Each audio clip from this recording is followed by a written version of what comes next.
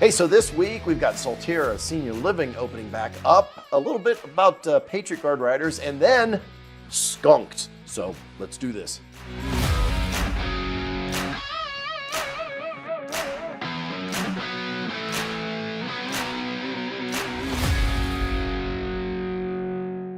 Hey, it's time for the Arizona White Mountain Podcast, Community Shout, hanging out here in the studio. We're going to kick it off with Solterra Senior Living. How are you? Hello again. Nice to be here. Nice to have you here. So things at Solterra are calming down. So good. Good. So good. Good. Yeah. I get to go over there because we have some relatives that are up here now in there. Yes. And so, you know, you go through so you're still doing the temperature checks, still wearing masks, all of that. Yes, but activities are really blooming, and that is why I brought Nicole Osborne to talk to everyone and about, she's our activity director. Yes. And we were introduced to Nicole about a year ago when her grandparents moved in. And we were looking for an activity assistant at the time. And she applied for it, got it. And then our activity director left. And I said, you know, I think you should apply for that job, Nicole. Yeah, she goes, oh, but I can't. I go, yes, you can. It was like a month, and then all of a sudden I was the Live Well director. I was like, oh my goodness. And she is, I'm telling you, this activity team is the best I've ever seen. And if you follow us on Facebook, we'll put the link Down below. in.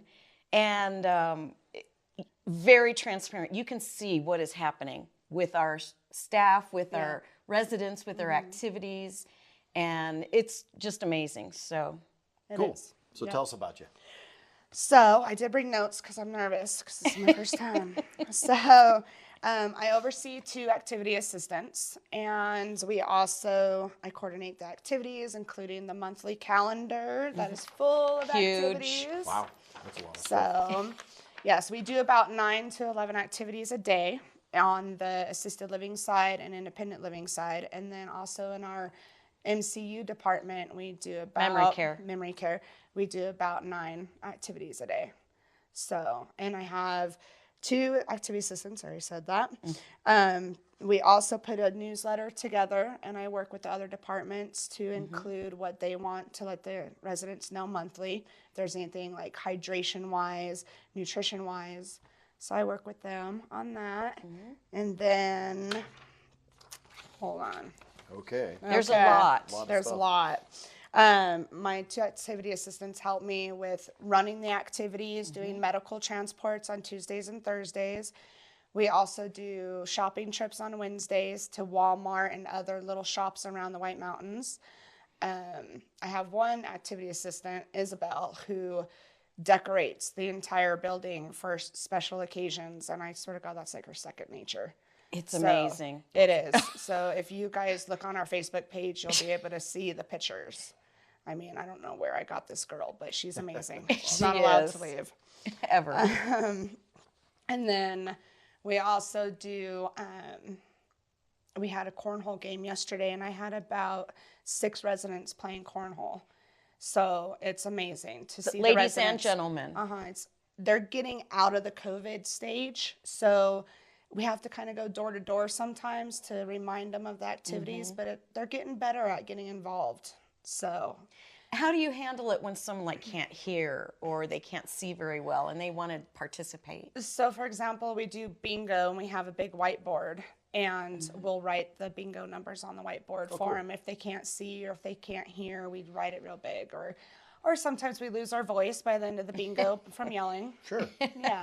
Yeah. So, but it goes good. I love it. I love my job. I love my residents, my coworkers. What do you like most about it? Seeing the residents coming out of their shell and being happy and smiling. That's my favorite part. Yeah. So interacting and having fun and being human. Yes. Yeah. Awesome. Exactly. Cool. And I know COVID kind of shut everything down, so it's kind of been a little tough on my part to get them out and about, but sometimes they're not used to getting out and even walking very far. Exactly. Yeah. And I do But have they're getting exercise every morning, so I'm getting people to go to exercise. How many do you have now in exercise? Anywhere it's 45 from, minutes. Anywhere from 13 to 16 people every morning. Huge. And then I'm introducing Tai Chi next month. Yep. for them to come out. And tell them why. Because some residents like to sleep in.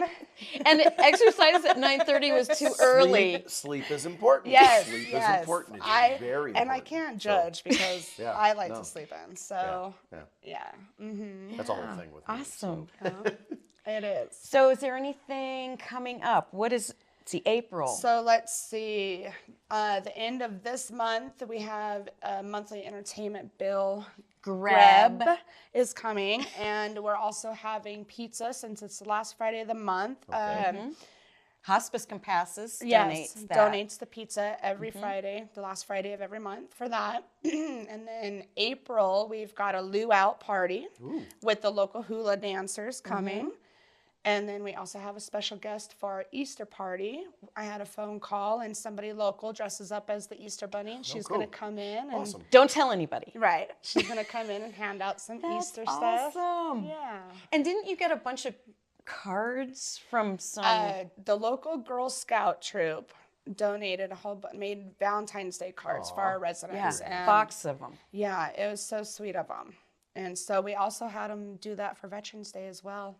A local Boy Scout group did that. So Awesome. Well, of course, if you want more information about Solterra Senior Living, check the link down below. Yeah. And then you can always give you a Yeah. call, right? Yeah. And if you want to donate anything for us, that's really helpful too. Yes. We give out prizes and things for different. bingo prizes and Awesome. special events. Yeah. Thank you very much for your time today. Okay, still hanging out here in the studio, and now with us, I've got Santa Claus. Santa here? I know him. No, I'm kidding. I'm not kidding, but I am kidding. So I've got Russ Griffiths, and you're here with the Patriot Guard Riders, correct? That's right, Rob. Thank you so much for having me on. I wanted to talk to the residents around the Sholo area about the PGR, the Patriot Guard Riders, because we're relatively unknown. My parents passed away in November, and with dealing with the mortuary, owns mortuary, I talked with the owner, and while he was basically aware of it, he really didn't know what we do. And so I gave him some pamphlets, and I also asked, do you have many veterans that pass away up here? He said, oh yes, we've got lots. So what I want to do is try to bring out the word that the Patriot Guard Riders were founded in 2005 to be a buffer, so to speak, between protesters that were yelling nasty things at our fallen heroes. That started a few years ago. As I said, we were founded in 2005. We've got thousands of members across the country, and we're growing. It's a 401k, 501 nonprofit. It's purely volunteer. The one requirement that we have is respect.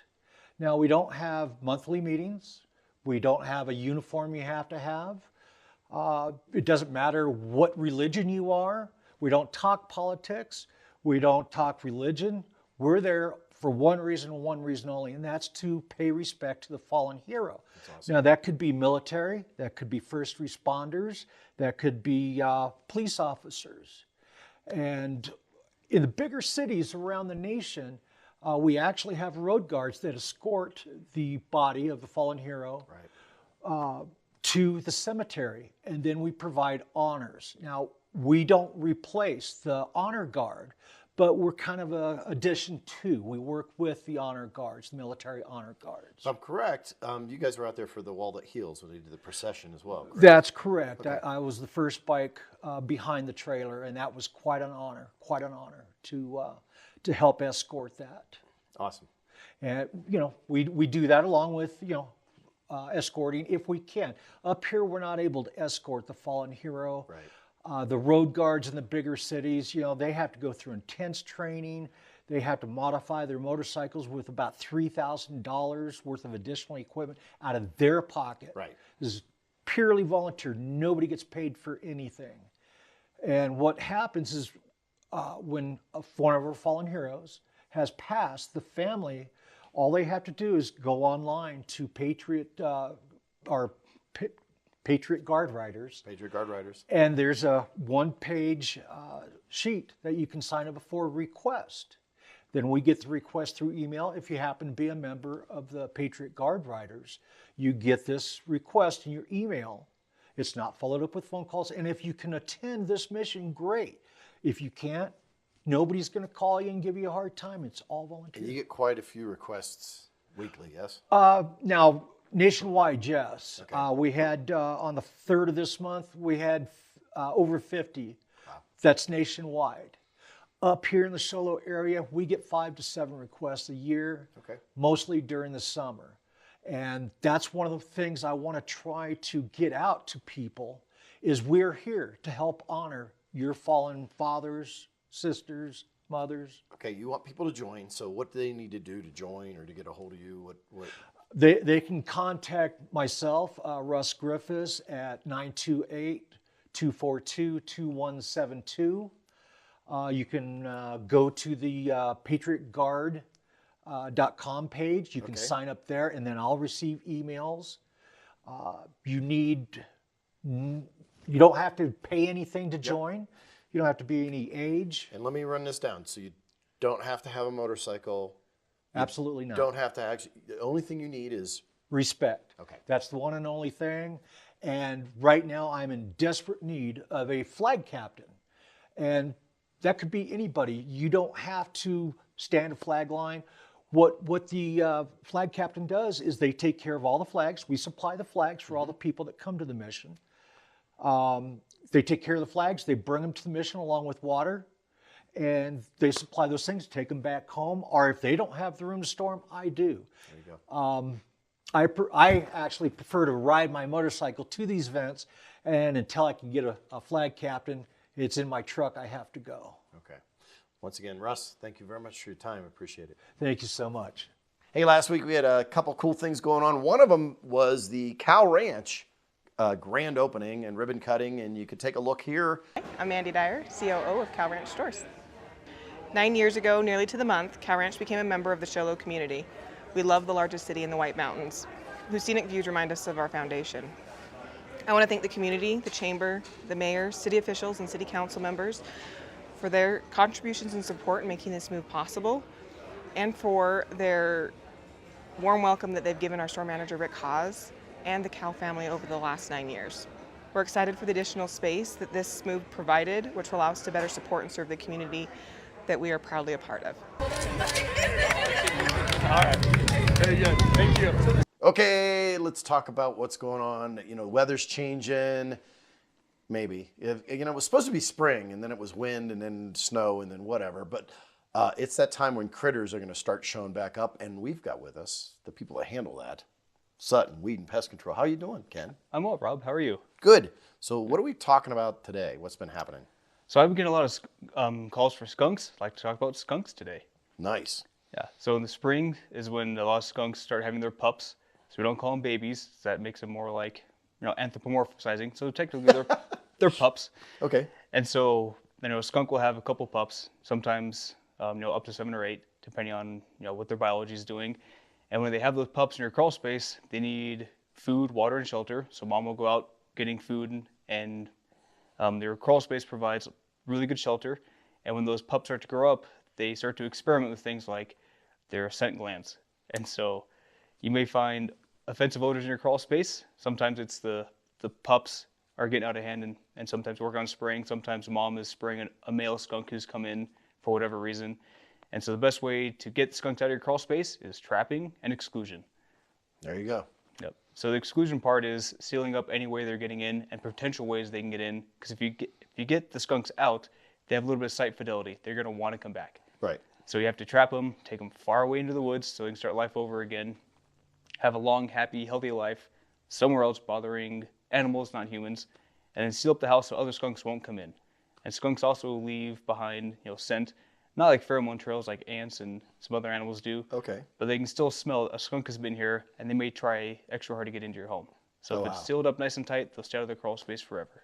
Yeah, so that's really important. And it's important to be aware and looking at things all the time, right? Right. Yes, I got a little anecdotal moment. The other day I was getting into my car and I looked under the right rear wheel well, and there was like grass hanging out. And I'm like, okay, there's not supposed to be grass there. And I grabbed the inner well, fender well, and there's a whole bunch of grass pulled out a whole bunch of stuff. And I'm like, well, grass doesn't just get into areas like that. Something had to have taken it there. So next thing we did in the next 2 days is took it, tore it down, took the wheel off, and looked like I got it right as it was starting to make a nest, whatever it was. And I've got a car that's in a garage most of the time. So it's important just to be aware, right? Right, absolutely. So it's little signs that'll tell you if something's happening, and sometimes there's no sign. Like if you look at a foundation vent, a lot of our vents have louvers, Right. and then you'd be open spring, summer, fall, and closed in the wintertime, but it doesn't keep anything out. And you'll see sometimes they'll have a little warpage on there. Something's pushed its way through into the crawl space. Or you'll see rub marks. It's a little extra greasy in one spot. That could be for rodents. Right. So, or you'll see what dirt has been moved. So why is that dirt moved? Usually it's an animal has done something with that. Sometimes they're getting into the crawl space.